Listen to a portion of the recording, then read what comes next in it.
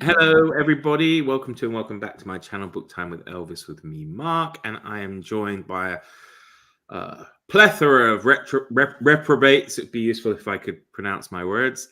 The one and only Sean D. Standfast from Channel of Said Name, Dr. Z, aka Al from Big Hard Books and Classics, Greg from Another Bibliophile Reads, and Jim from Mystery and Mayhem.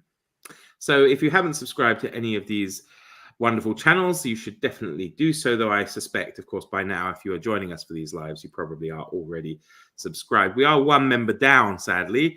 Hopefully they will be back, and it will be a new face to brighten up these live streams. So we have launched already, successfully, I would say, week one of I was going to say August of Adventure. Spring into April. Spring into April. Spring into Adventure. Damn it! Into it though. August of. I'm just going to bring in our other host here, which is Debs. She's managed to come back on board. Good. And I guess we scared you. Thought we scared you away. I'm not easily scared. We are live now, Deb, so don't continue. I won't mention anything. Just in case. Not until after 9 o'clock, is it? So we'll just go around and see what people have read this week, which, of course, was the short form week, which was anything, I believe, under 200 pages, if I've got that right. I hope so, because I just finished 150 pages. But it doesn't matter. We're not going to be so strict about it. And we'll just go around. We'll save the best for last, which would be me, and then Debs would be second last. We'll just go around, as it is on the screen there, and start off with Sean, just after I've done a couple of greeting comments that we've got here from our good friend Andrew, who seems to join us on all of these lives. Hi, Andrew. Hope you're doing well. Andrew. And Hi, Andrew. Ariane is here as well. What a panel of greatness. Yes, indeed. I absolutely concur. I see Ariane has been drinking this evening. how do you show us that you've been drinking without showing us you're drinking? So, Sean, you have the floor. Have you been able to do any short form adventure reading this week? Yeah, because I know you've been engaged in rather long form something else. So, yeah, I did. I read Enchanted Pilgrimage. I cheated a little bit. It's 219 pages. Outrageous. And it's by Clifford Simak. So I thought I'd double it up with my Clifford Simak reading. I'm doing it on top, and it's a pilgrimage. So it's an adventure. It's a journey story into wastelands with goblins and harpies, witches, old ones, aliens, and the Catholic Church still reigns supreme in 1974. Wow. Okay. Who would have thunk it? How far they've fallen, right? Okay, let's move across to Dr. Z. Dr. Z, you are muted currently, but what have you read this week? Well, I came to this kind of late. I didn't know I didn't have like a TBR or syllabus or whatever. I didn't have any books handy. But after you, Mark, you mentioned this Calvert Monday, so I bought this 7 best stories. I don't know if they're his best or whatever. And I read several of those. Diddy Burns. Are you guys familiar with him or? Yeah. I just finished one of his literally, like, whenever I was speaking to Sean, what was that, 20 minutes ago, half an hour ago? So. You, Greg? I've only heard about him in the Voxer chat room, but I'm looking at some of his complete works for Kindle that are very cheap. Right. Yeah, that's where I got this. And what do you think, though? Yeah, Zed. One about a tiger. It's kind of humorous, and he wants to kill a tiger. There's a lot of things that I don't know when we talked about this on Voxer or something that you couldn't really say these days. Mm-hmm. You know, you could really write about. You want to hear some, or should I save it? That's what they are. Yeah. I'll save it for later. Let's go around. I also listened to some Wilbur Smith. It was a novel, but that's the only audio I could get. So I listened to that for a while. A pirate story. Uh-huh. Yeah, it was fun. Okay, wonderful. All right. Well, I mean, I one of my reads this week was Talbot Mundy. So when we come around, we can come back to that, I guess, at the end. So, Jim. Yeah, I just read a couple short stories this last week. I haven't done much reading. I read a couple Robert E. Howard stories. The Purple Heart of Ehrlich, which is from the Spicy Adventure pulps from 1934, I think. And I read a pirate yarn, a Black Volney's Vengeance, which are a lot of fun. I mean the Purple Heart of Ehrlich was a little problematic in some ways, but the Black Volney's Vengeance story was just so good. You know, reads a lot like a Conan story, and I think Roy Thomas and Marvel Comics probably, or maybe El Sprague de Camp did in the pastiches too. They took that story and turned it into a Conan story. But yeah, a lot of fun. I mean, you can't go wrong with Robert E. Howard. And yeah, there was also a short pulp story. Actually, it was more of a horror story called The Labyrinth of Monsters in that pulps book that I showed on my channel. But yeah, other than that, I haven't done too much reading this week. I do have the digital Talbot Mundy though, and I'm gonna probably delve into some of those. Wonderful. Yeah.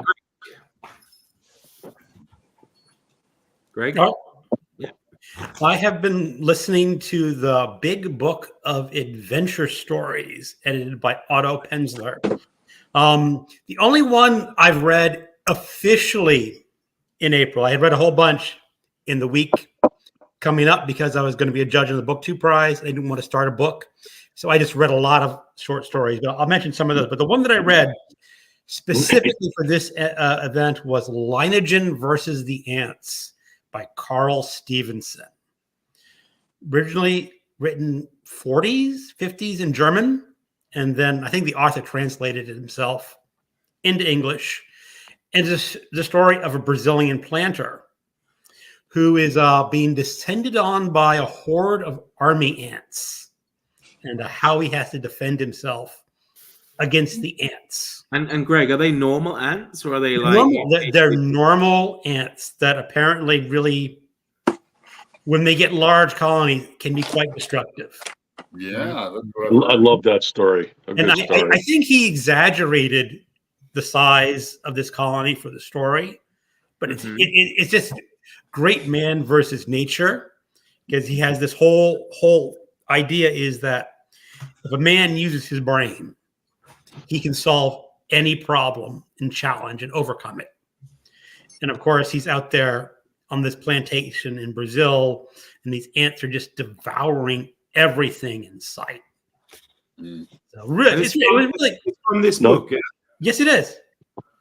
Not to mention human beings. I mean, if they swarmed him, he would have been history too, if I remember correctly. They mentioned that you have maybe 6 minutes before you're turned into bones. Now, again, is that an exaggeration? I mean, I know there's serious problem. It might be a little bit of an exaggeration in the real world, but for the story, it's good. There could be basis in reality for that kind of thing.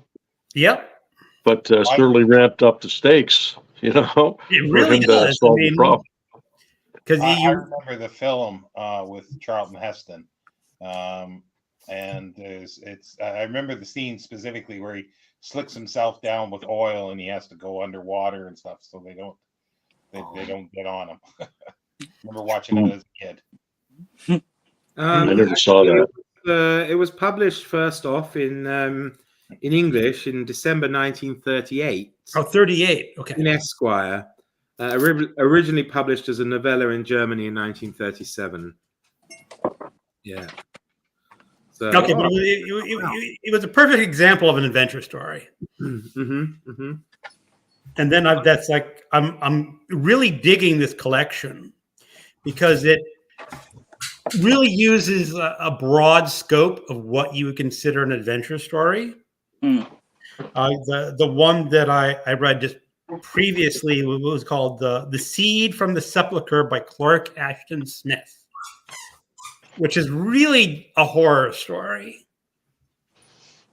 But it included in it because it had its adventuresome moments to it. Well, I think that there's a very wide scope for adventure, isn't there? I mean, even some of these, well, exactly. But I mean, some of the ones I've looked up, they could fall into Dr. November books and still be adventure as well. Absolutely, I would consider James Bond adventure stories. So. Yeah. Oh yeah. Tim's Too Many Books is here, and he said, The Naked Jungle, 1954, by Byron Haskin, starring Charlton Heston and Eleanor Parker, is the film based on that short story there by Carl Stevenson. I just want to go through a couple of the comments before we move on. Ariane says, coffee only. It's 10 a.m., so she's not been drinking. Andrew says, I've been reading The Ties of Earth by James H. Schmitz, the outstanding short story from the Eternal Frontier collection of his work, 2002. And Andrew says, then, when the protagonist, Alan Comega, develops an unusual skill with dice, he also attracts the attention of a group of Sis called the Guides. Size? Size? Is that how it's pronounced? I don't know, actually. I mean, I don't even know if it's a word. I'm not sure if it's a mistype or whatever. Called the Guides. They vow to either control him or kill him. So it sounds rather adventuresome. So is that it, Greg? Can we move on? I have started a book, but you probably know which book I've started. You started already? Well, I was going to start tonight. I was going to start tonight, but we'll talk about that when we've gone through everybody. Debs, over to you. Okay, I started off with some Icelandic sagas. Ooh, that way. Mm-hmm. I like a nice saga, so I read a very short one called Thorstein the. What's it called? Thorstein Starstruck. Mm-hmm. That was quite good fun. Lots of adventuring. Basically, it's about a feud, and these two guys start fighting. They start a horse fight to start with, but then one of them gets struck. Thorstein gets struck with a horse staff, and his skin flaps over his eye. Ow. So it's quite painful. But his father thinks that because he was damaged and they were meant to be only horse fighting, that he ought to seek revenge in some sort of way, and a feud ensues. But that was quite good fun. Kind of a shame it's not Norwegian, because then it could be Feud in the Fjords. I think it is a feud in the fjords, this one. It is a feud in the fjords. I think it is a feud in the fjords. It's quite difficult to say. The Man Who Would Be King. Oh, yeah. Lovely. Last week. Sorry? Nice. I read the short story last week in the Big Book of Adventure. So did you?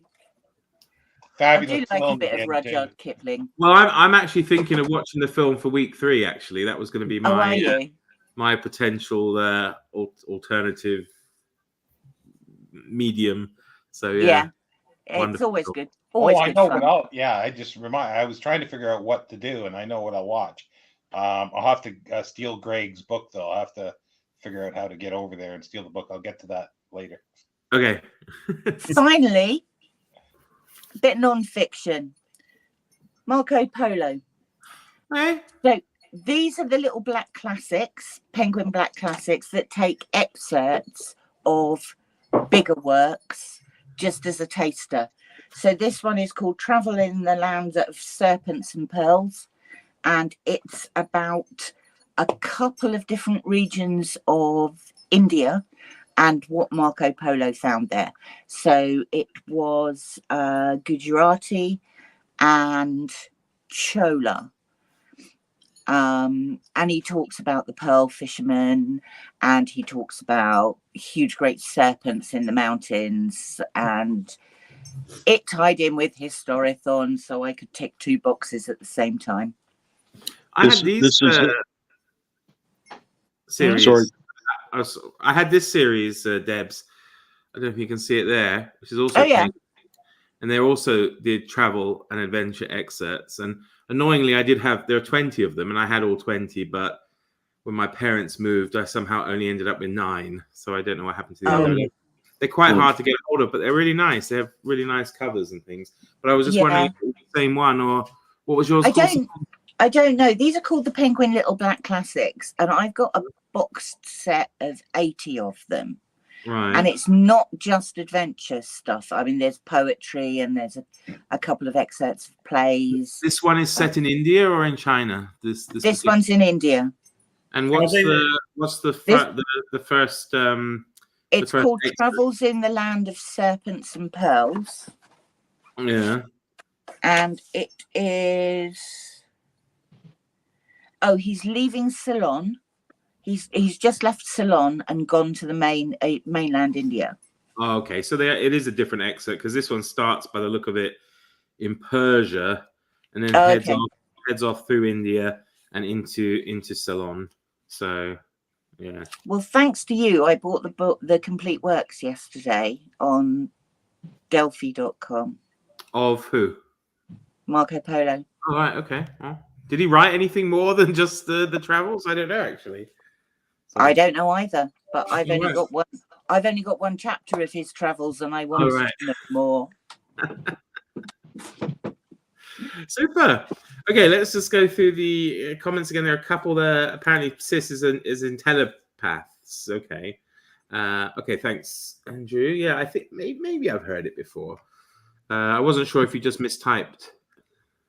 Short for psychics, I imagine. Psychic size. Could be. Ariane started the Birthday Boys about an expedition to Antarctica. And Aaron's joined us there. Hi, Aaron. Good to see you. Well, my own's been varied as well. I read, I think, 3 short stories. One by Talbot Mundi, which is called The Avenger, which is about a Sikh man who traveled all the way to America to exact revenge on an Indian Muslim who'd killed his son, maybe, if I remember rightly, which is all right. Wasn't super impressive. Then I read one by Harold Lamb. The name. What are you doing? Sorry, Elvis. The name escapes me now. I can't even remember what it was about. Huh. I had it before I started talking. One by P.C. Wren as well, which was about shooting a tiger that was a man-eater in India.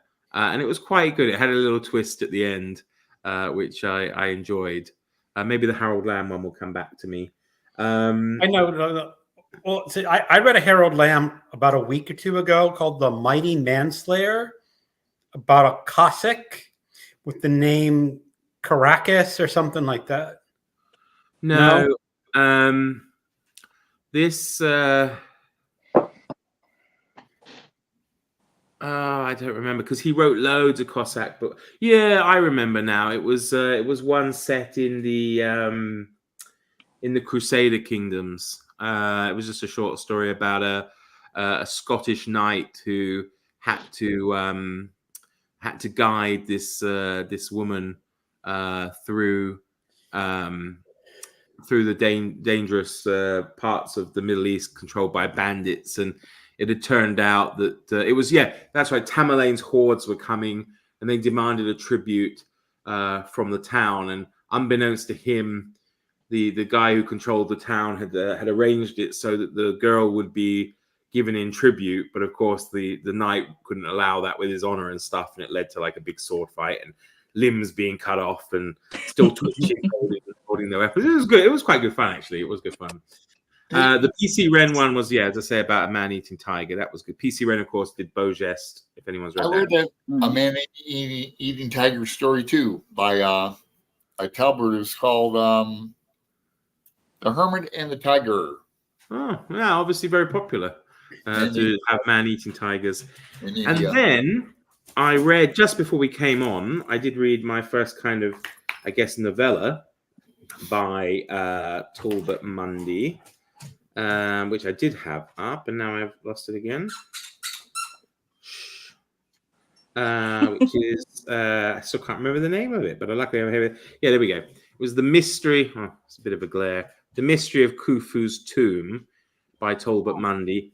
And that was about 150 pages. And I have to say, it was really interesting. It was interesting for many ways. In many ways, he really grabs you. I have to say, he really pulls you in. Because I was like, I'm not so sure it's my thing, necessarily. And I started reading the first couple of lines, and then before I knew it, I'd read the first 3 chapters, and he really pulled me in. The story was kind of quite good. The writing's actually quite. The editing, I don't know whether that's because I read it on Delphi. The editing isn't that great. There are some typos or some mistakes, and whether that's original or not, I don't know.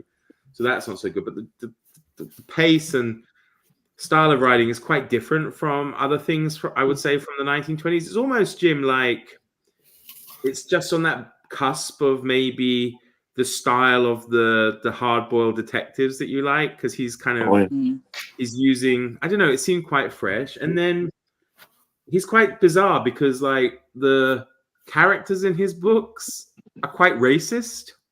Yeah. But the tone and the message of his book is the opposite. So like he puts out that he's anti-imperialism, and he just writes all this negative stuff and all this. But then in the next breath, his character is saying, oh, well, you definitely need a white man for this job. Or, you can't trust this to the natives. And yet, I wanted to ask you, Mark, about if you found any words. I had to look up kafir, Kaffer. It's a Muslim insult for a black man.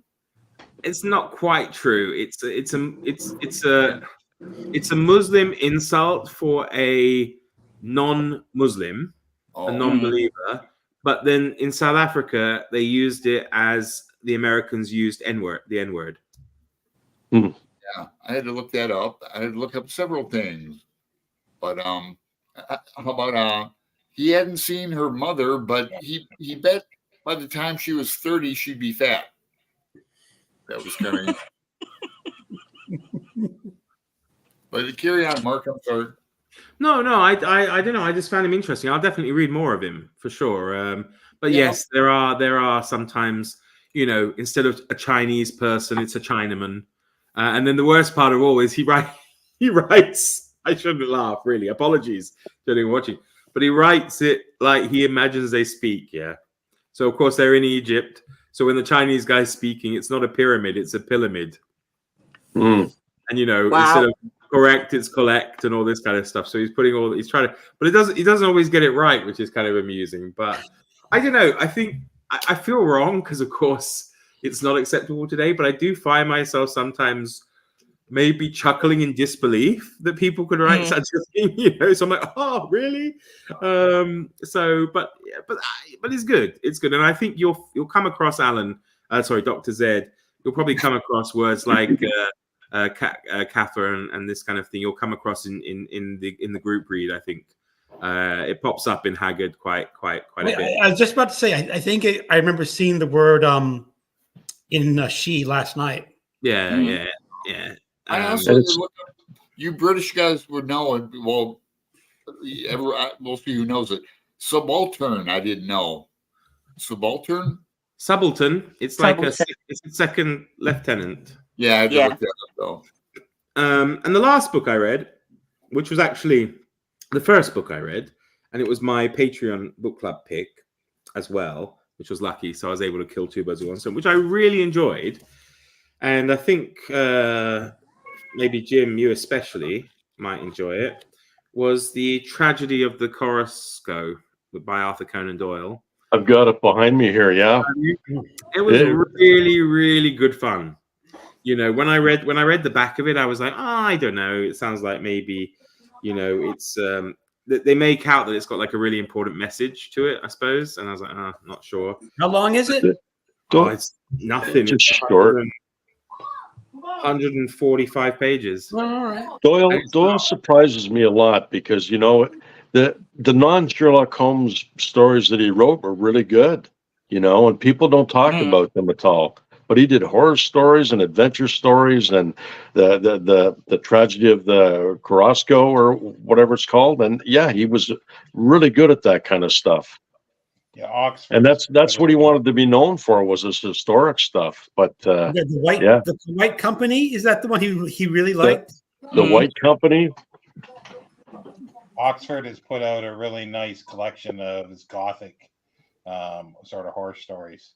There's like a Jules Verne kind of one called the Maricotte Deep, where they go deep into the ocean. Like he was very prolific in the stuff that he wrote. He did a dinosaur book too. He did The Lost World. Yeah, The Lost World. Yeah. Well, there's a whole series of Professor Challenger books as well. Yeah, he did a couple. The Poison Belt, I think, was the next one after The Lost World. But there's the tragedy of the Carrasco right there.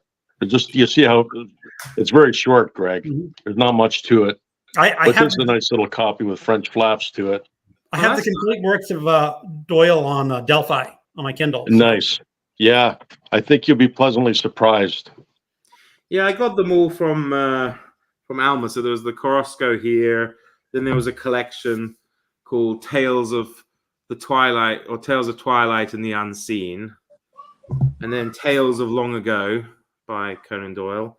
The Lost World, of course, with the dinosaurs. Yeah. Tales of Terror and Mystery, and then Tales of Adventure and Medical Life. So. Yeah, he was a doctor on a whaling ship, which is kind of amazing, you know. Yeah.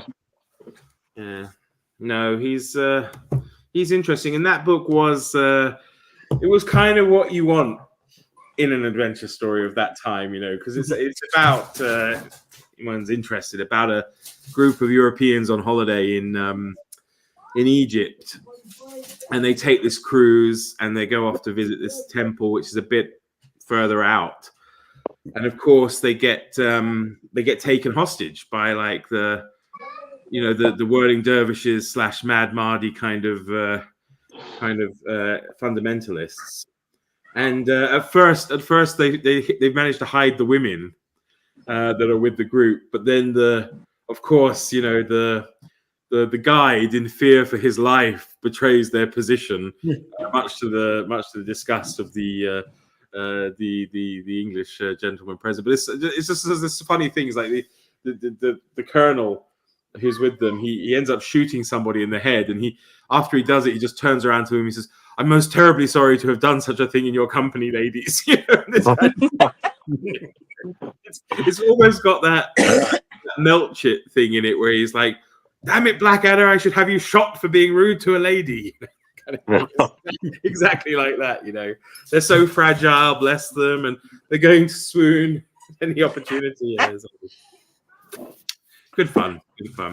Right, so a couple of comments. Done Aaron there. Oh, Courtney's here. Hi, Courtney. Look at this. Hello, Courtney. Hey, Courtney. Hi, Courtney. I'm at work, but I wanted to say hello. And now we've got 2 of the 3 Aarons with us. So we've got Aaron Face. So hi, Aaron. Hey, Aaron. Hey, Aaron. So yeah. So next week begins, although Greg's started rather early, begins She. So we all seem to have different copies. Well, Zed and I have the same one. I love Deb's copy. That just looks so cheesy and wonderful. Yeah. It is really cheesy. It's a 1971 version, and yeah, That's cool. it's like a drag queen. It's much better than this one. I like Barking Ours that has some nudity on it. If she was a drag queen, that would add a whole different layer to the story. Wouldn't it just? Oh boy. To be fair, though, if it was written these days, you know. Yeah. Yeah. Although I think these days it would be them rather than she or he or whatever. Well, Yeah. I'm really looking forward to see how Rumpel shows up in here, though. That's everybody else is looking, huh? Yeah. I've got a digital copy, so I can't hold it up. Mm. I had a collected omnibus at one time with all the Aisha stories, but I don't have it anymore. which is unfortunate. Outrageous. Yeah, Like, out of your sight.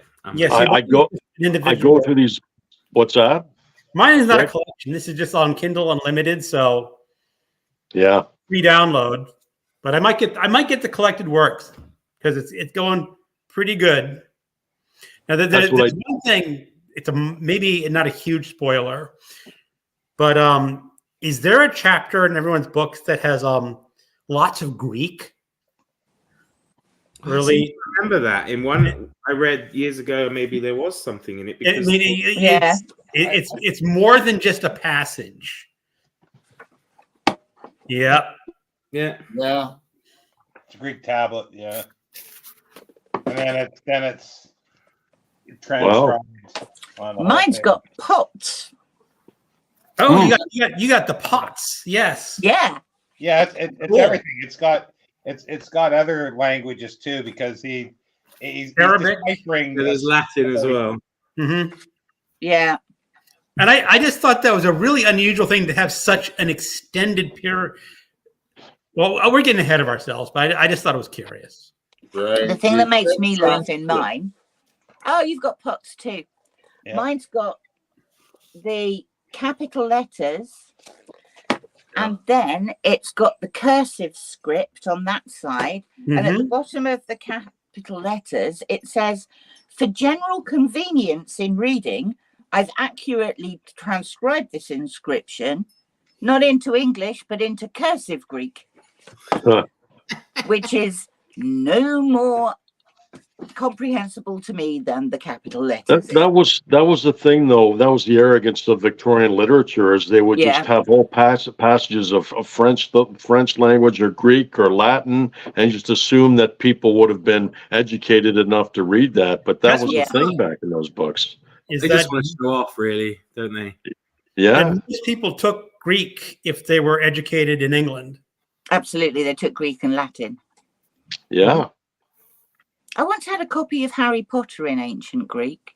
Couldn't read it, but it Really? was quite nice. I think I've got a Harry Potter in Latin, actually. I had one in Latin as well. I had it in 15 different languages, I think. So Ron made a comment in the Les Miserables about why would you translate an ancient language into another ancient language? So, yeah. So why translate Harry Potter into ancient Greek? I don't know. Because people who are still studying ancient Greek might find it a good place to kind of start their learning of it or reading of it. I mean, it's going to be much easier to read Harry Potter in ancient Greek probably than Herodotus. Yeah. Just starting out, because you know the story probably already of Harry Potter. You might have read the book several times. If you're a new person to it, I mean, these days. So I don't know. Is that why, though? Or is it just like a conversation piece just for laughs, money grab? Yeah, because they know they're going to buy it. You create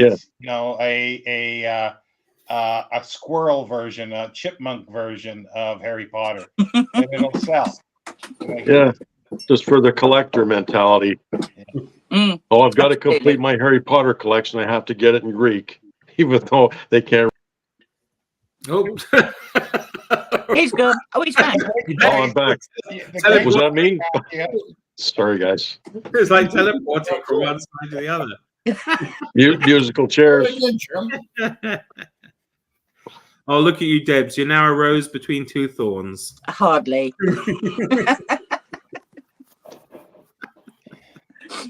I'm just happy that you brought the head quota up a bit, at least, Debs. So that's something. Yeah. I'm looking forward to starting that next week. Don't I do that? Yeah, that's true. Yeah, you got more than me. I keep forgetting you're like freaking Dumbledore or what's his name? Hagrid? No, Lord of the Rings geezer. Gandalf, thank you. Gandalf. I need a staff. Well, the problem is that my hair just going back and disappearing. Yeah. Well, I guess, Jen, you feel that for me. You feel what I do, right? hair today, gone tomorrow. Hair today, gone tomorrow. Yeah. See, this is what you've joined in on, Greg. Debs is all the men, these men of a certain age, complaining about their hair going. You'll have these really old ones. Yeah, I can't relate. Getting up to go to the toilet 5 times a night. You know, it's just, That's 5 times, right? That's pretty luxury. I thought you were going to say 5 times a live stream. Hey, nobody sees below the waist here. You know, so. What? You Yeah, hold up a bit of toilet paper earlier. Well, you got arthritis in the fingers. It's hard to hold the book, you know. Arthritis in my knee, you know. Like it's just aches and pain all the time. Greg, next time somebody says anything about your head, just say, you know, God only created a few good-looking heads. The rest he covered in hair. Of course, indeed. Yeah. So let me show you my hairpins. My wife said she never would have started going out with me if I had a head of hair. So I lucked out. And come back with a wig on and see if she notices. Yeah. Well, you know what the oddest thing is, Jim, is I once saw a picture my wife had was old. He said, "Who's that guy you're with?" And I looked at, it was me when I was young and had a full head of hair. Yeah. Oh yeah. It's At least, you know, that's what she told you. But you didn't have your glasses, right? Yeah, she told him that. Greg believed her. We got Tom here. Grass doesn't grow on a bus street. Well, there you go. So, Harris says, Middle Earth has Gandalf the Grey, Booktube has Sean the Plaid.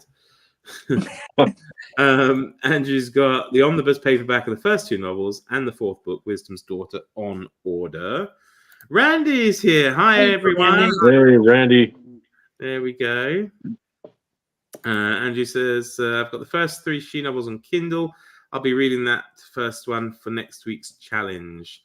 And Ariane has the same copy as Sean. And Tim says, the first 2 Professor Challenger novels, including The Lost World, were pretty good. But the last one has too much spiritualism for my taste. And I would have to agree with him on that one. Greg, I do want to ask, what is that Kindle you've got there? Is that the Scribe or whatever it's called? Yeah, this is the Scribe.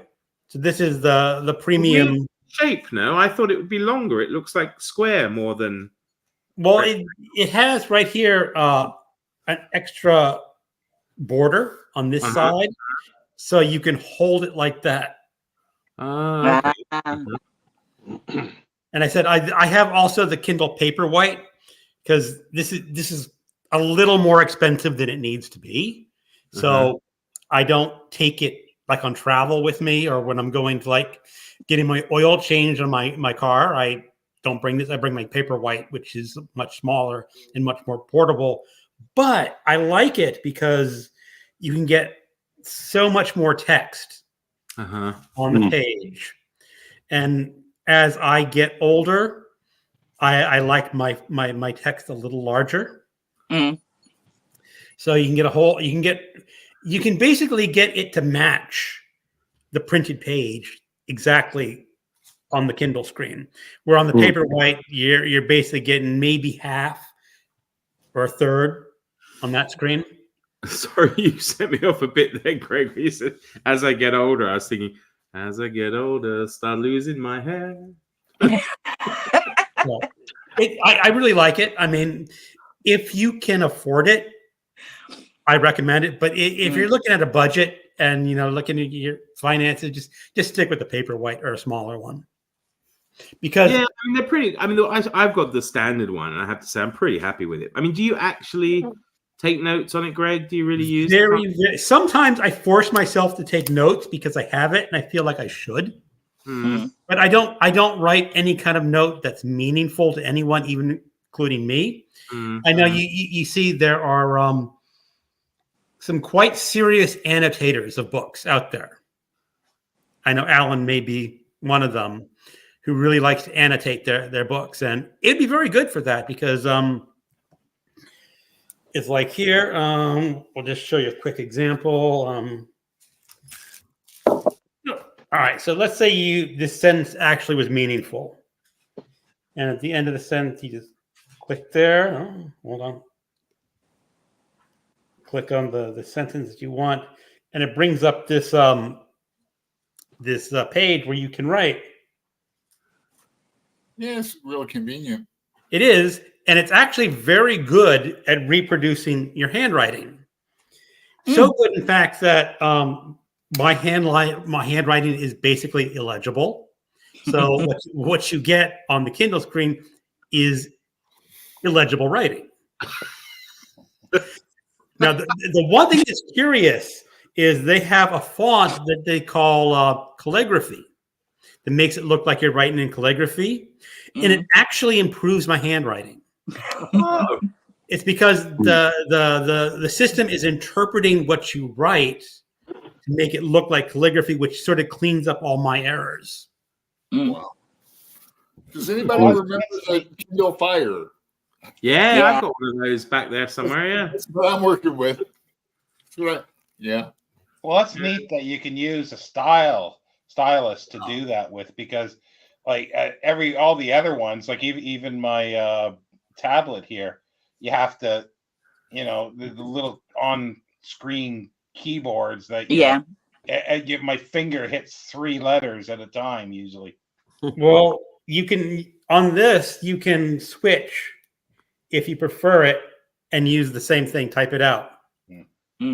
Now, what I have noticed is some of the older Kindle books, like the ones that you would get from public domain and download from other sites, you cannot use the handwriting for whatever feature. It's like, when you look on the Kindle store and you go to buy a book, it has now in like the parameters, it does have like scribe enabled or something. So I did imagine there were books that it just didn't work on. So, but when you type it, does it do it typed, or will it replicate your handwriting for what you typed in? No, when you switch over to the typing, it just types the text, and you just have to see your. I mean, if you're really fast, I'm never really fast with that kind of stuff. But if you're really fast, there are some people can type that stuff out lickety split. Just a quick look at the comments. So Tom says, it doesn't grow on a busy street. Sorry, grass doesn't grow on a busy street. Cammy's Journey's here. According to Edith Bunker, it doesn't grow in cement either. Randy says, if Sean is Dumbledore, then I'm Lando Calrissian. and Aaron says, remember, Greg, your hair's not receding. It's just your forehead expanding. Yeah. His brain expanding. Or my bone in the skull, just. Your skull drifting apart, yeah. No, I'm very much looking forward to Chi, and I suppose you've already started, Greg. I'm planning on either starting probably tonight or tomorrow. I guess officially, people can start anytime, really, can't they? I mean, it doesn't matter, does it? No. But we're gonna aim to finish it in the week, I guess, so we can discuss it. I should definitely be done by next Friday. Yeah, and it's not very long. So we'll probably discuss it next Friday. So if you are going to read it, bear that in mind if you want to join next week's live stream, because of course there could be spoilers if we've all read it. If we haven't, we might delay it, but we'll see. Yeah, 275 pages in this one. 275. Yeah, if it starts out on page 1, which it does it really? I fancy that. It doesn't. I'm saying. Oh, it doesn't. Right. No. So it's actually 165 pages. 165 only. That's it. Wow.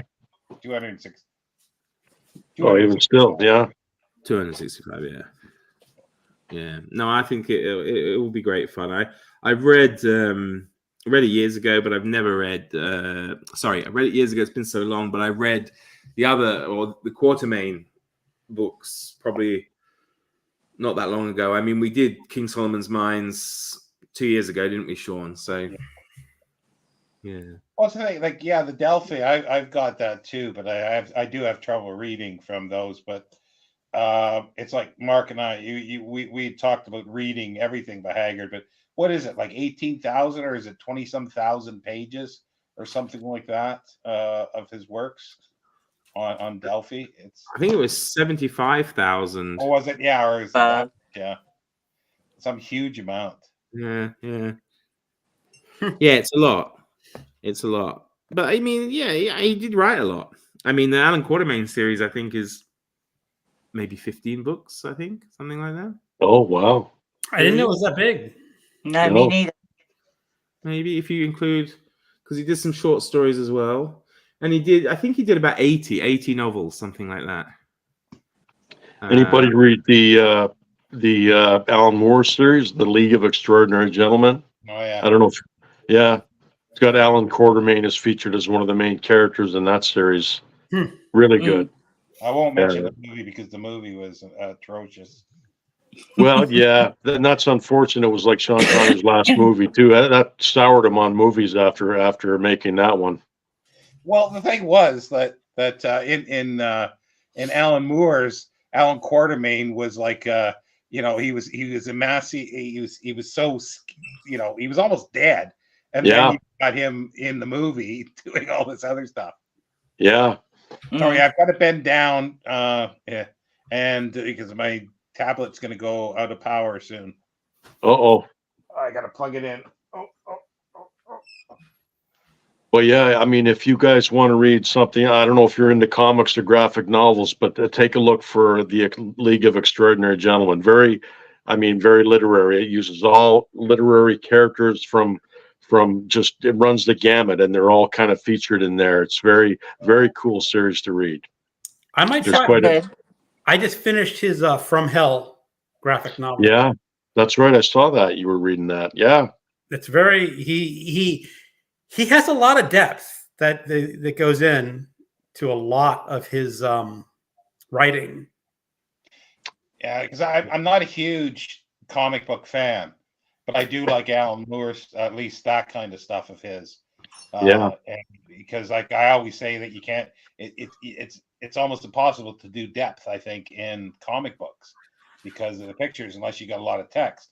But he somehow bridges the gap. Definitely. It can be done. It just a lot of writers they just want to get the job done, and they don't think about that depth or that kind of detail. But yeah, Alan Moore does that without a doubt. I've only just started reading graphic novels, and I've been really surprised by them. Actually, I've been really enjoying them. I mean, the last couple I read, one was Persepolis and one was Mouse. A Mouse is great. It's brilliant, absolutely brilliant. Yeah. Yeah, I've got Persepolis here. I haven't read it yet though. Yeah, and really ideally, the story and the pictures should work hand in hand. Yeah. I was thinking for the non-fiction to read a graphic novel myself actually, and it was one. I think Steve had it on his channel, and then when I was buying books for the school, someone recommended it, and then I thought, well, I'll grab it. What is it?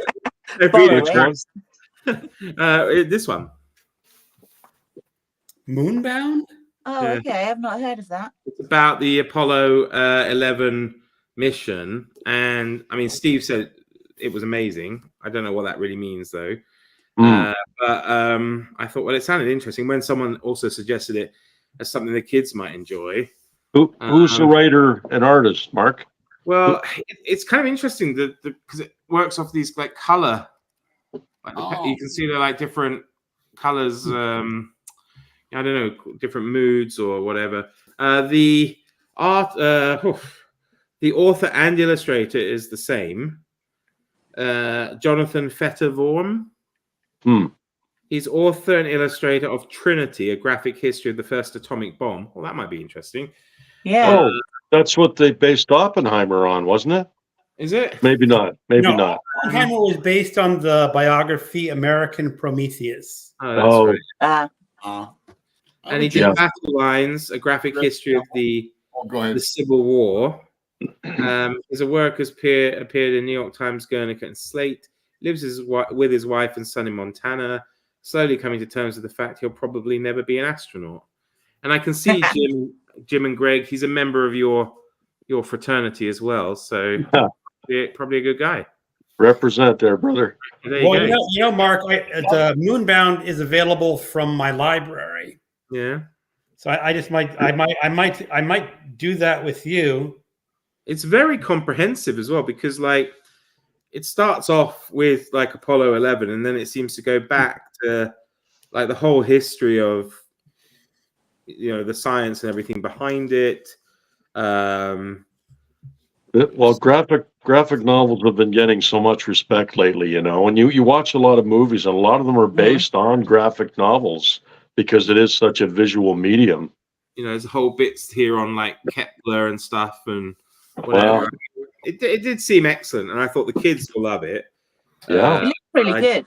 I did think it was my prerogative to just kind of read it first. I've got like Just to Crime check. and Punishment and graphic novel. I've got this James Joyce. It's kind of like Dubliners and graphic novel.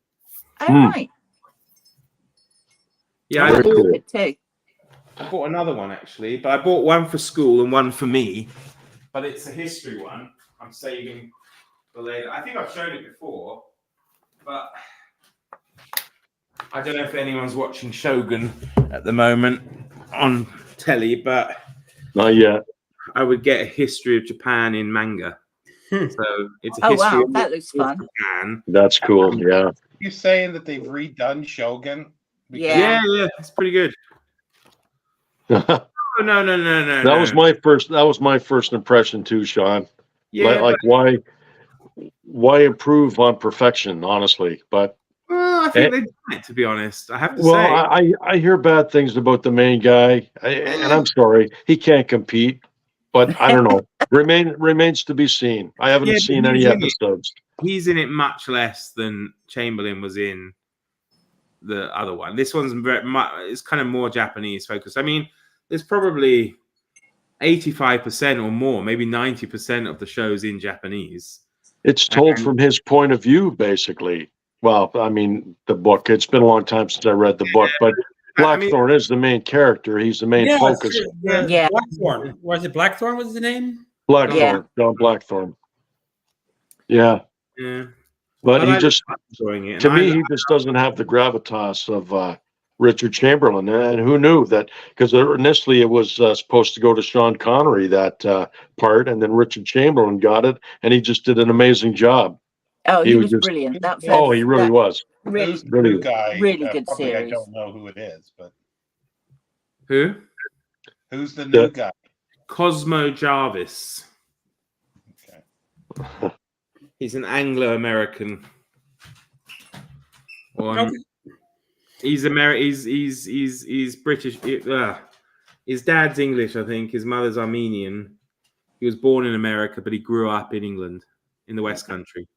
Huh. Now, you see, for me, I would just reread the book rather than watch the miniseries. Yeah. I've got I'd it like on my to- TBR for this year. Actually, I got that in Taipan and Noble House. I think. Well, I really want to reread that. You've got Audible, haven't you, Debs? Yeah. So they're all free at the moment, except Really? which they're cashing in on. But I have them all. I have them all on. I bought them all years ago on Audible. Taipan, Gaijin. Jin, King Rat, and Noble House are all free. The last one I think isn't, and the first one isn't. So Shogun and Whirlwind are not. But yeah, Might have to get the ones I'm missing then. yeah. I've heard not good things about Whirlwind. It's all right. It's haven't my read least that one. favorite. But It is my least favorite. Yeah, I don't remember that one really. That's the thing. I've read the whole series, but I don't remember Whirlwind at all. So it must not have made an impression on me. It's set in Iran during the in the run up to the revolution, and it's like a subsidy of the company from the Noble House, and it's something to do with the helicopter business, and they've come up with a plan to get the helicopters and the pilots' families and stuff out of Iran before. But It tells the story of a family, right? Like through the years. Yeah. What maybe is I that? haven't read that one. What's that? which Maybe I one? haven't read Whirlwind. Like the whole series, doesn't it do that? yeah, it's loose. It's very loose. So some relatives of people crop up at different points. I mean, Taipan and Noble House are related, I suppose, in the sense that it's the same family who started. And Gaijin also is. And Gaijin has Noble House things in it. Okay. I think in Noble House there's a Japanese businessman called Torananga who's alluded to. He's like the great grandson of the Torananga from. What's interesting in Noble House is the character, at least my favorite, is King Rat of his books. That's and the character from King Rat makes a brief appearance. Okay, cool. I've only read Shogun, and I have Gaijin on my shelf. I want to read that, but I want to reread Shogun first. Yeah, you have to read. You really should read them probably in order. It's Shogun as well. Taipan, Gaijin, Noble House. King Rat is thrown in there. I don't know why they throw it into the series. It's really not part of the series, but still, it's still my favorite of his books. But there's two characters from the Noble House appear in King Rat, and they have like it's not just a brief appearance, if I remember rightly. I can't remember. I think it's like the kind of one of the English antagonists from King Rat is doing something in Noble House, and he's still suffering ill effects from his war days. And then there's definitely two of them because they end up meeting again in Noble House like 20 years after the events. That may be the scene I remember. There's a very brief scene. Yeah, but they have some impact in it. I can't remember exactly, but yeah, there's some small connections, and I would say read them in order. Why not? But they're not. It's not because I think King Rat was the first one, wasn't it? It was. Yeah. King Rat was the first one. It's first book. It's set in the Second World War, though. Right. Yeah, but it was the first one he wrote. Oh, I see. Okay, and that's all he wrote was those books, eh? James Clavell. Just what are they, five? Well, he did some big screenplays and stuff. Oh, he did The Fly. He did The Great Escape too. I think James Clavell. Yeah, right. That's right. Yeah. Yeah, he wrote To Serve with Love as well. Oh, yes, did he? Yeah. Oh, he directed that I did not know. Also, yeah, he directed it. Yeah. So he wrote the screenplay for it. Yeah, or did he direct it as well? Or I want to say he might have done. He also did a film I came across on YouTube the other day, which looked really. I think it was like Michael. It was Michael Caine and Omar Sharif, and it was set during the 30 Years' War. And apparently, it didn't do very well at all. But it's one of those films that gets a bit reevaluated later on. Over time, yeah. Yeah. Huh. What film was that? I can't remember the name of it. But it was done. I think he actually directed that as well. Michael Caine. I think Aaron Hook just put The Last Valley up. Could well be, yeah. Yeah, The Last Valley, yeah. Yeah. So I don't know that one. yeah, I mean it gets a 7 out of 10 on IMDb, so it's a decent enough film, and it seemed quite interesting. But never heard of it before. So no, I haven't heard of that. I will just go through the comments quickly because we have a few. Andrew says, I watched the Hammer movie of She last week. It'll be interesting to see how it measures up to the source novel. Oh, I love Hammer House of Horror. Yeah, they're cool movies. Yeah. Third Space Maker. I thought Volume 1 was good, but I did not like Volume 2. I'm not sure if that's Probably League of Extraordinary Gentlemen. Probably. Yeah. Oh, maybe. Yeah, there was quite a few of them. Yeah. Ariane says, I'm really getting into graphic novels. Andrew, the only other comic book series was The Ballad of Halo Jones. From 2000 that he read. So I've got a couple of 2000 ADs with that in it. I read the first 2 volumes of League of Extraordinary Gentlemen as a teenager. I remember the League's visit to Rosa Coote's school vividly. Yes. Yes, and being touched by the Holy Ghost. Ariane wants to read, aka the Invisible Man. And I'll just leave it at that. Everyone wants to read Shogun, but a bit intimidated. I'd say don't be intimidated. It's big, but it's great. really Don't be, easy don't read, be. I think. Yeah, it's so good, honestly. Yeah, Yeah, there's just lots just of it. delve right into it. So good. Mm. Tim says James Clavell used a merchant house called Struan's, which is a version of the real-life Jardine Matheson. Yes, indeed it was. Based in Hong Kong, of course. And yeah, The Last Valley. And yes, in relation to League of Extraordinary Gentlemen. I think one of the later ones of League of Extraordinary Gentlemen, which I haven't read, is there one called Black Dossier? Yes. I think that was not allowed to be printed in England. It was banned for a while. Well, they had. I could read it as the banned book challenge then. Yeah, and Canada there was a different version apparently, but I ended up getting the one that was uncensored or whatever, because my comic shop got some of them in, so I got that one. That was a really good one. And Alan Quartermain was like, he got younger as the series progressed. He was basically, I forget why he became immortal somehow or other. And Alan Quartermain was a younger man, and Mina von Harker and him were a couple. It's very, very convoluted because Alan Moore just throws everything into these stories. Characters from you name it, he's throwing them in there. And James Bond too, actually. So what's that, Sean?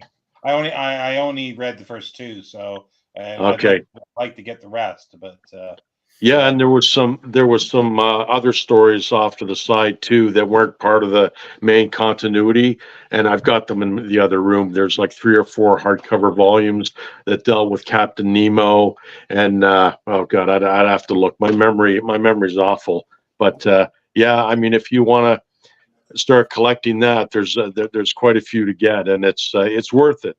It's worth it. Now, has anyone else read Alan Moore's novel Jerusalem? No. I thought that was a really amazing book. Let me see if I can show you this thing. That's a huge book from what I think you showed it before. It's like a good doorstop. Yeah. This is like the font. Is this the one where I think I watched you in a live maybe, and you were talking about James Joyce's daughter in the asylum? Yes. In that book. There is a chapter, I believe it's James Joyce's daughter, and he's invented a language for it that you read like, I mean, you can read it, but it's sort of like reading Chaucer, the original Middle English. He also includes a play and a poem. Yeah, doesn't John Clare show up in it? I think so. I mean, it's 1,266 pages long, and I've got a lot of it when it came out, and I just, for some reason, didn't read it, and it's just been sitting. They make a 3-volume paperback, which I would recommend, or the Kindle version. Also, the Audible version is really fantastic. The guy who reads it just really gets it right, especially in the narration from James Joyce's daughter. You can hear the difference a bit in how he's narrating it. So it's really good. Well, Tim agrees with you. Alan Moore's Jerusalem's great. It's sort of a history of Northampton, but so much more. Yeah. I mean, I've never been to Northampton, and the thing is, when I was reading this, you read some authors who you can tell that they just adore a place in the world. It's like you read this for Northampton, like James Elroy loves Los Angeles. You can just read it. There's a character that Donald Harrington wrote about the Arkansas Ozarks. And it just exudes every page how much he loves this location, and you get that a lot from Jerusalem about Northampton. Interesting. Raymond Chandler in L.A., Mickey Spillane in New York. Yep. Lawrence Block with New York City. Absolutely. Yeah. There's the Black Dossier. Alan Moore, and then he did a follow-up called Century that has an evil Harry Potter and I'll just leave it at that. Who wants to destroy the world? And then the 3 standalones, where Heart of Ice with Captain Nemo, Roses of Berlin, and River of Ghosts, which is kind of a James Bond kind of adventure. I mean, they're very cool, and I love the artwork. I love Kevin O'Neill's artwork. It's so good. It's quirky and a lot of fun, but they're worth picking up. Didn't he do something on silent films as well, like of Hollywood, silent Hollywood? I think in the 20s. Alan Moore? Yeah, didn't he do something? Or I remember reading something, or he was going to write something. Oh, I don't. I'm not sure. I was wondering. I came across a Nemo pastiche novel the other day. Actually, I was thinking might be interesting. It's called Nemo. I don't know. Oh yeah, yeah. Because actually, second year doing this, Sean. Obviously, different times, and we haven't done Jules Verne. Yeah, it's adventure. You know, that's the thing. Mm. I keep meaning to reread 20,000 Leagues. I've got it behind me. I might do Around the World in 80 Days because that's really short and that's great fun. I was thinking of that actually. Yeah, I might are we going to mention about that it may not end at the end of April? Well, I think so. I mean, there's no harm in that. So, yeah, as Sean's alluding to the fact that it's called Spring into Adventure. So we're probably not going to end it in April. I don't know what everyone's May plans are, but I mean, if you start reading something, carry it on through till the end of May, or even continue reading Adventure into May afterwards. We say it's Spring into Adventure. It's not April. Yeah, so. because I can tell you, Mark, the big book of adventure stories is not going to be done this month. This is a non-fiction one. I probably won't be starting until the last week. So, but the thing is, I'm way ahead on Les Miserables as usual. So I might be able to add something else in, and I'll have to figure out. But like I was saying, for the third week, you mentioned you're going to watch. I'm going to do the audiobook of the novelization of King Kong. Yeah, I'd like to do that, but I can't get the novelization here in time. Mark, you said you're going to read or watch The Man Who Be King. I'm going to do Mountains of the Moon, and that's why I want your copy, Greg. You can't get that in England? I don't know. Actually, I think I looked at one time. I'll have to look again to see. I've got DVD of Mountains of the Moon. I could watch it. I've got it in DVD. But I mean, the book. I'd like to read the book. Greg's recommended that before, and I got to pick up a copy of that. It's not that I think I tried looking for. I don't think it's in print over here anyway. But yeah, I can't remember because I must have looked for it at some point. And that's the one good thing about the internet is you can order it on, like, not digital, but if you want the actual paperback copy, you can order it. You know, there's many. Maybe signed. Really? Wow. It says 11/10/93 for something and Clark with admiration. I can't tell if that's just someone is a gift or is that the actual author who signed it. I can't. It looks like it could be Harrison. It happens. It happens. It's happened to me and my wife. But we've gotten signed copies without even realizing it. I have a signed copy from Louis L'Amour. His photography, like there's and he did the writing in it, but he signed. There's the Louis L'Amour signature right there. I didn't even know it when I bought the book. Oh. And it's to Jim, and my name's Jim, to Jim Newman. That works out well, doesn't it? I discovered Louis L'Amour in Garb August last year, and fabulous. Absolutely loved the works. Love him. Me too. Me too. I've been reading him forever. Have you? Yeah. Never heard of him before August last year. Oh, really? Oh, yeah. Boy. Well, so I started collecting those. Sorry. Nice. I'm going to read some L'Amour for June. For June on the Range. That's what I thought I'd do. Well, I think it just works out well extending the adventure thing, because that means we go straight into westerns and don't have to give up on the adventure even for another month. Right? Oh, that's true. Yeah. Well, I'm going to try and find some women adventurers for the factual ones. Sean's got a real one there for you. That works. I've got a couple. Edith Durham's High Albania, which I've read before, which is brilliant. And, I might. Sorry, go ahead, Deb. And Queen of the Desert. Oh, that's very good. Yeah, that's biography of Gertrude. Yeah, don't watch the movie. The movie's horrible. But the movie's based off a different book. There were two books brought out almost the same time, and one of them is pretty rubbish, but that's a good one. Yeah, I have. I'm going to change my nonfiction. I was going to do The Scent of Fear, but I have a book about a woman. Her name's Isabel, and she's like a female Richard Burton.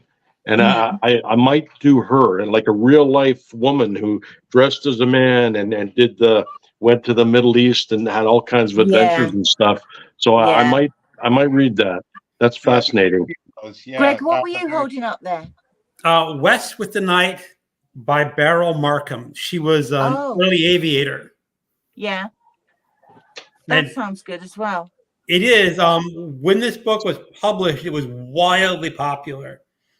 Now, it had a resurgence in 1980s when I was working at a bookstore, but it's actually originally published in 1942. Right. It was good. It's all sorts of stuff because, you could do Freya Stark. Her stuff is really, really good. I've got some Freya Stark books. Rebecca West. Rebecca West. Yeah. If you've got a year to spare to read. I've got what's her name again? Like, it's just my brain is from the Queen of the Desert. Gertrude Bell. Gertrude Bell. Yeah. I've got her 2 volumes of letters that her mother published, which would be good, and I like to get through those at some point. Yeah. She's done quite a few things, and you can get a lot of them, Debs, of course, in public domain as well for ebook. But I read, I think, her Persian sketches. Yeah. So her travels in Iran, which was really, I did that for women's history, like the first year I joined BookTube, and then something else. But this Queen of the Desert book is really, really good. Really I'm looking forward to it. High Albania, I've read before. Yeah. And loved it. I mean, I decided I wanted to be Edith Durham, but I was a century or so too late. But no, I've not read the Freya Stark one. Yeah, and another one that would be really good. I've got a biography of her is Amelia Edwards. She wrote ghost stories and horror stories as well, but she was an Egyptologist. She started an exploration society. So like Gertrude Bell, Lawrence. Who was that other woman who was she was earlier than all of them? Is it Hester Stanhope or somebody? There is a Hester Stanhope. There's a lot of them. Like there was, what's the one? Was it Baker, his wife? That she was stolen as a kid. She was a slave. She was bought in the slave markets, wasn't she? Yeah. Samuel White Baker. Yeah. His wife. Yeah, his wife. Yeah, there's so many, but a lot of their stuff hasn't been published other than just small little biographies in collections of books. Yeah. They've got diaries and archives, but nobody has ever published them yet. For Historathon, I'm reading one of the things I'm reading is the Travels of Marjorie Kemp. And she was very early, like 1250, 60 or something. She trekked all the way to the Holy Land. Wow. That's not as impressive as Helena, of course. Yeah. She was like already 75, 80 years old when she trekked to the Holy Land. Okay. Yeah. She went from Constantinople, which I guess might be a bit closer, but otherwise it's pretty good going. There's Montague Summers, what's her name? Like her collection of letters. She was the wife of is it Montague Summers? She was the wife of a Turkish diplomat. She's the first person who brought inoculations to England. It's not Montague Summers, is it? It's something similar. Lady Wortley Montague, or something. Well, like that. yeah, Wordley Montague, Wortley. Yeah. Okay. But Hester Stanhope, well, yeah, because she's 1776 to 1839, and she's apparently regarded as the first person to use modern archaeological principles. Oh, sounds interesting. In 1815, in her excavation of Ascalon. So, yeah. I mean, they're just so cool, aren't they, really? I mean, so intrepid. There she is. Yeah. So Yeah. there's that book. Isabel Eberhard was her name. Oh, okay. Yeah. Isabel Eberhard was born the daughter of Russian emigres and raised in a climate of aristocratic anarchism. She reinvented herself as a desert Arab and a devout Muslim. So it goes on and on. So she's like a female Richard Francis Burton. Yeah. That kind of an amazing story. So Sounds I don't great. know. Yeah. Oh, Right. Burton's looks wife like a was- fascinating story. Burton's wife was named Isabel as well. Oh, yes. Yeah, it was. Yeah, Not the same one, no. I was gonna read it again. Like I can't find it now. It's still buried in boxes. Is The Rage to Live? It's a dual biography of Burton and his wife Isabel. And Oh. it's a great big honking thing. It looks Yeah. Yeah. Yeah, And all I these love- I count love for the people Mars April and the as Moon. well. Burton's wife was she burned a lot of his stuff. Yeah, after he died. But I love in the movie where the character says, "If I was a man, I'd be Richard Burton." Yeah. That's in Mountains of the Moon, isn't it? Yeah. So yeah, Lady Mary Wortley Montague, Yeah, that's it. Yeah. an English aristocrat, medical pioneer, writer, and poet. Yeah, because she learned about what was it? Polio, smallpox. Yeah, in Turkey in the Ottoman Empire, and then she took it back to her with England because she was brave enough to experiment on her own children and having it done. So Wow. She's done. I mean, she. It was actually, I think I remember is like the women were doing that back then. well, Catherine the Great did it. Catherine the Great Yeah. had to make that decision whether or not to give it a go. So yeah. We've got a few comments. Let's go back to this. Tim's Too Many Books. Vern's 5 Weeks in a Balloon, 1863, covers similar areas to Haggard She. Mhm. Aaron will be reading the novelization of the 2017 King Kong film, Kong Skull Island, in the last week of April. Carmen's here. Hi, Carmen. I just finished Louis L'Amour's There Blows the Wind and really enjoyed it. Yeah. Freya Stark's The Valleys of the Assassins and Other Persian Travels is perennial feature on my TBR. Yeah. Mhm. Queen of the Desert sounds so good. Yeah. For non-fiction, I plan to reread Graham Greene, Journey with Maps, and read Barbara Greene's Too Late to Turn Back. It is her account of the same journey. Well, that could be interesting. Oh yeah. Yeah. I read the Journey with Maps. I've wanted to read that for quite a while. Yeah. Andrew, I'm considering reading Elizabeth Peters' Amelia Peabody books. Yeah, I'd love to read those because it's yeah. What? Because it's archaeological Egyptian thing, or? Well, yeah, and I actually knew her. I wouldn't say knew her. I met her at a lot of conferences, Egyptology conferences. Because Wow. she was an Egyptologist under her real guise. Mhm. I think it right, yeah, because it's the Red Land and Black Land is the big stuff. I think maybe one of us are going to have to do an event like Women of Adventure or something like that. There's certainly a fair few of them. Yeah. To be honest, I'm a bit against that, Jim. Why? I'm not. No, just because I think sometimes we're separating too many things out. Instead, we'll choose women next year as our theme. but Okay. as adventure, because otherwise we're always segregating it, aren't we? So That's true. We'll try and encourage the reading of women. I think it's pretty easy to find some non-fiction women adventurers, it's less easy to find fiction women adventurers. From a certain time, at least. Anyway. Yeah. Yeah, I'm looking through my big book of adventure stories. I'm just seeing if there's any women authors, and You know, Mark, you know what you said makes a lot of sense, though. Like, you know, they have Black History Month, but it's not. It's just history. It's history. You Yeah. know, and Morgan Freeman has said as much too. He says, you know, it's not Black history. Why are you putting us into this one month? It's history. It's all part of history. What I find amusing, You know, and kind of rude, is that they gave the shortest month of the year to Black history. No one ever seems to say that. oh They do it in February, don't they? So it's like, yeah, true.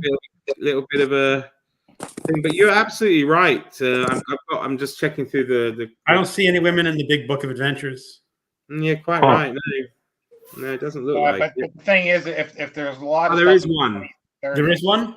Yeah, They Baroness could be male Orksey. pseudonyms. Oh, the Scarlet Pimpernel. Yeah, They use pen names. Ooh.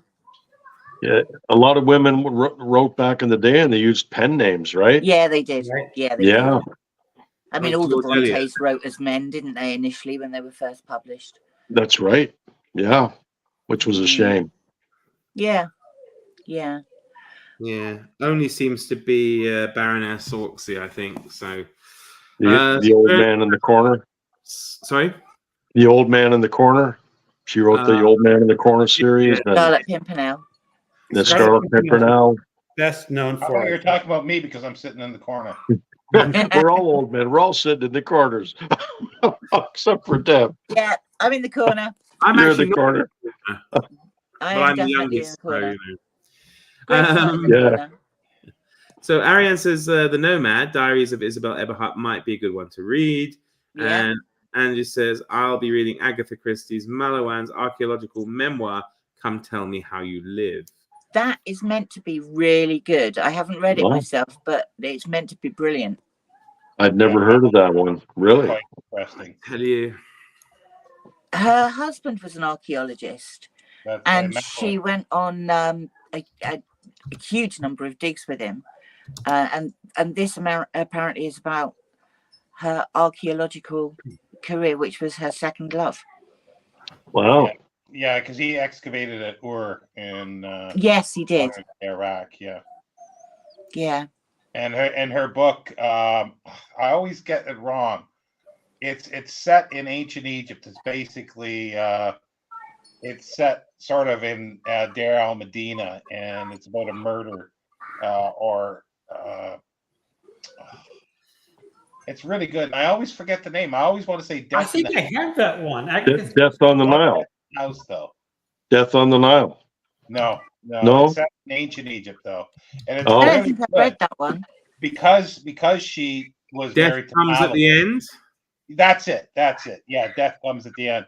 And because she was married to Madeline, he had all these other people around, and she picked their brains for stuff. And her description of the houses and everything is really good. I actually used it as a textbook in an Egyptology class. Wow. Wow. Yeah. Ariane says, I've seen more YA books with female adventurers than in adult fiction. Yeah. Well, you had Tomb Raider, I suppose, back in the 90s. As a female True. adventurer. Yeah. Did they have any novelizations or graphic Yeah. novels of Tomb Raider? Yeah. Well, there's novel. I have three or four novelizations of that character on my shelf. Laura When Croft. the Tomb Raider movie came out, there was a Of few. course you do, Jim. Of course you do. Oh yeah, Laura Croft. Lara Croft. Lara Croft. Yeah. I played the game on Xbox, but I've never read any of I tried to watch the novelizations. movie. I love the game. I love There's the game. one specific game I have for PS3. It's really good. It's like a puzzle game. It's got to figure things out to carry on to the next level. It's really good. And it's a shoot 'em game, like a first-person shooter that combines that with a puzzle game, and it's really good, actually. Yeah. Well, I'm surprised. I can't remember a name. Like Jim, you showed you've got novelizations of Raiders of the Lost Ark. What Karen Allen's character in the film? She's in the first one. Marion Ravenwood. Is that her name? Marion, yeah. Marion, yeah. I'm surprised they haven't run with a series of books from her, because That would be awesome. character. It was an Yeah. interesting character. Well, I mean, she was such a kick-ass character in the first movie. I mean, she was in that bar, she was running the bar, and she was drinking all the men under the table. You know, that's a perfect idea. Where was Maybe she? there Tibet has or been. something, wasn't she? What's that? Was that bar in Tibet or something? In Tibet, yeah. She was such a good character. Maybe we should come up with that. Maybe we should be writing Marion Ravenwood. I'm surprised it hasn't happened. I'm really surprised, because I thought she was just perfect for that. Because clearly she did other things, Yeah, and she wasn't eye candy. You know, she was a strong woman. Occasionally too. At least the actor was. Yeah. Oh, yeah. No, yeah. Don't get me wrong. She was an attractive woman, but that's not what she was all about. Yeah. That wasn't what the character was there for. Yeah. That's a great idea, Sean. I'm going to write that down. Maybe I should be doing that. And Debs, do you dabble in writing at all? Yes, I do. You do. I do. I was a journalist for 40 years. Oh, right. Well, there you go then. Yeah, but I try to dabble in fiction these days. Mm-hmm. Yeah, gets it out of my head. No relation to that well-known gourmand journalist Jay Rayner, are you? No, Rayner being my married name. Oh, okay, yeah, right. Yeah. What was it? His mum was Claire Rayner, wasn't? Was it? It was his mum, wasn't it? Jay Rayner's mum. I think so. Claire Rayner. Yeah, I think so. Yeah. Well, Clifford Simak was a journalist too all his life, so. Really? Yeah. I've not read any of his stuff, but he keeps cropping up, so I'm going to have to track them down. Debs, if you hang around here, he'll come up every week. Don't worry about it. Okay. Never forget. Yeah. No, I think we got some interesting stuff planned. Aaron's here. The Angelina Jolie films are great, especially the first one, but the more recent Tomb Raider film wasn't much good. Yeah, I didn't watch it anymore. It's just like the first one. I couldn't stand it. I just couldn't stand it. I couldn't get through it. I'm not sure great is the right word, Aaron. They were. The first one was all right. It was enjoyable. Yeah, but passable. I think is the better word. Was that BookTube, or at least doing it live? Because I always poo-pooed the new the Brendan Fraser Mummy films, and then finally I was talked into watching them, and I go, they're not great, but they're like the first one was bloody fun. They were a lot of fun. I enjoyed those movies. Yeah. I want to see him do the character again. I want to see a new Mummy movie with him as the character again. Yeah, but the last one, the Chinese one, was pretty rubbish. Yeah, that wasn't great. Yeah. There was 3 or 4 of them. How many were there of those Brendan Fraser ones? The one they did with Tom Cruise, which I guess is probably more based off the other one, was that was horrific. I mean, it was awful. Okay, I never see. They were trying to set up a series of movies, Universal monster movies, universe, and that movie was just pure setup. That's why it was so bad. See, I remember the original Mummy movie. Well, not from the original type, but say, how old are you, Greg? And that's how I envisioned the Mummy. It is like I love the 1932 Mummy with Boris Karloff. Boris Karloff, and it's so funny too, because there's a lot of in jokes, Egyptology in jokes there too, which is really strange. There's a lot of in jokes in there, and Zita Zohar is in there too, so that makes it really sparkle. Is that an actress? I don't. Okay. Yeah, she's the reincarnated. Okay. Whatever her name is. Yeah. Of course, the sad thing, he probably looks like the Mummy now, anyway. So. No, I love it. It's typical, Universal, but it's the only one too that wasn't based fully on a book. It's kind of based on a couple stories, but it's You the have only Guy one- Boothby has a bit of mummy stuff going on, doesn't he? Yeah. Well, the one that's the best is what's her name? It was written in the 1820s. It's set in 22 something. It's a science fiction one, but they resurrect Khufu. Same and it's Khufu I've been a great reading. long thing. There's I supposedly a can't mummy remember. story written by Arthur Conan Doyle. Yes, lot 20, lot 22 or something. Yeah, they recently made a BBC, which was pretty good. But yeah, it was lot 22 or something like that. It's a good story. Yeah, lot number 249. 249. That's it. Lot 249. Oh, it's only 38 pages, so can knock it out. Oh, that's one for this evening then. Gothic horror around an Oxford University athlete named Abercrombie Smith, who notices a strange series of events surrounding Edward Bellingham, an Egyptologist. So you just gotta love Conan Doyle, really, haven't you? Though he's just Yeah. Oh yeah. don't see Well, his. like there's another one that's really. I think is it Doyle? Is it the one where it's about a ship's captain going to the Arctic? The Pole Star something. That is Doyle, Yeah. isn't it? Yeah. And then the judge's house is another really No, good. that's Bram Stoker, isn't it? The That's judge's Stoker, house. okay. I I was thinking I'm that- getting mixed up here. So. Yeah. Captain of the Pole Star. Sorry, I just. Captain of the Pole Star. Yeah, I've got it back here somewhere up on my shelf.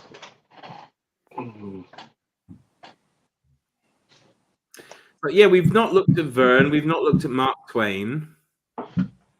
There are some other adventures to be had. I don't know if Edgar Allan Poe had any adventures. Did he, Alan? Well, yeah, Arthur Gordon Pym of the Nantucket. Gordon Pym one might be an adventure. I'd like to read some Mark Twain adventures down the what's it, Life on the Mississippi? Yeah. Well, I mean, it's the Adventures of Tom Sawyer, isn't it? And Huckleberry Finn. So. Oh, I've read Huck Finn about 5 times.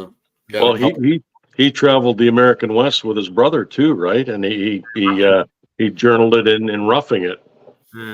Yeah. Well, and there's also what's the one that he goes to Egypt and everything too? His diary, sort of. Innocents Abroad. Yeah, Innocents Abroad. Yeah. Travels with my aunt. I don't remember which one. Not read that. Has anyone Jim, read? what were you going to show? Oh, sorry, Deb. Sorry. I was just going to say, has anyone read any William Dietrich? William Dietrich. Yeah. I have one. I have one on my shelf, but I haven't read it. I picked that up in the charity shop yesterday. I thought it's called the Dakota Chapter. No, the Dakota Cipher. Yeah. But it says he's a New York Times best-selling author, and I've never heard of him. When was it published? It was published. Bear with He's me. recent. He's fairly recent, I think. 2009. Okay. And it's about a guy who has just finished helping Napoleon win the Battle of Marengo, and is now traveling with a mystic Norwegian across America to find Thor's hammer. Okay. Sounded adventure-y, so I thought I might give it a go. Well, he better be worthy or he won't be able to lift it when he finds it. Yeah. I got to remember for me, it's like I always think that there's a cutoff point of, before I was born. So any books that are good are before 1966 when I was born. So before Sean, BS. And, BS is right. After is contemporary. Everything after is contemporary. So after Sean Stand Fast, it's ass for sure. Okay. Well, I was also thinking of Robinson Crusoe. So does that count in your? Yeah. That will be fine for me, won't it? Robinson Crusoe is great fun. It Yeah. is. Like, Tim's got a great suggestion, but I don't know. I'm not sure if it's more in keeping with our Dr. November next year, but it's definitely adventure. And it's Riddles is definitely Childers. Great book. Great book. Yeah. Absolutely great book. And unfortunately, he came to a sticky end. Poor old Erskine Childers. Did he? Yeah, he ended up being executed by firing squad during the Irish Civil War. Oh, Oh boy. yeah. Really That's sad, unfortunate. really sad thing as well. Yeah, because Well- he wasn't even. I don't even think he was actually Irish, if I remember rightly. He just Oh, lived right. there, and then he got involved with the politics. I can't remember. Mate, he was born in England, I think, anyway. But Well, I guess yeah. if you got to go out, that's the way to do it. Yeah, but then I suppose there's a little bit of a nice twist in the fact that his son or grandson became the second or third president of Ireland or prime Hmm. minister. Right. Yeah, so Oh, There he you- sounds yeah, that sounds interesting. I think I've read The Riddle of the Sands, but it was ages and ages ago. it's a boating holiday in the run up to the First World War. Two guys are boating around the Baltic. Yes. Yes. Was it nonfiction or fiction? It's non-fiction. Sorry, it's fiction. It's fiction. Fiction. Yeah, Yeah. yeah. So Cool. Aaron says there were 2 Brendan Fraser mummy films, and then there was an Indiana Jones and Temple of Doom ripoff set in China and Tibet with the characters from Brendan Fraser mummy films. BS, yeah. Yeah, no, he was a Protestant for sure. Don't forget. That was the amazing thing that his. Sorry? Don't forget Ass for contemporary fiction. For everything contemporary, Ass after Sean Stanfast. But Childers was a Protestant because that's the kind of cool thing about his progeny being either president or prime minister. I can't remember because he was also a Protestant of a predominantly Catholic country. So yeah, Childers was on anti-treaty side before the First World. He smuggled out. That's right, with his mate. What's his name? Sir Roger Casement. Yeah, is it? Yeah. So. Jim, I feel like you were going to show us something. No, I was just looking for Arthur Conan Doyle stuff up on my shelf. Like I've got a couple, but here's one: Tales of Mystery and Terror and Mystery. He did a lot of that stuff. It's the same one I've got. Oh, yeah, that's it. Oh, yeah. Yeah. Right, lovely people. I'm really sorry, but I'm going to have to go. Yeah, I think we'll call it off here too. Yeah. We'll just Hour 40 minutes to the green room. Okay, so thank you very much for watching, everybody. Thank you for thank you your comments. Thanks for everyone. That way. Have a lovely weekend, and we shall be back next week. Do take care. All the best. Yes. Bye-bye.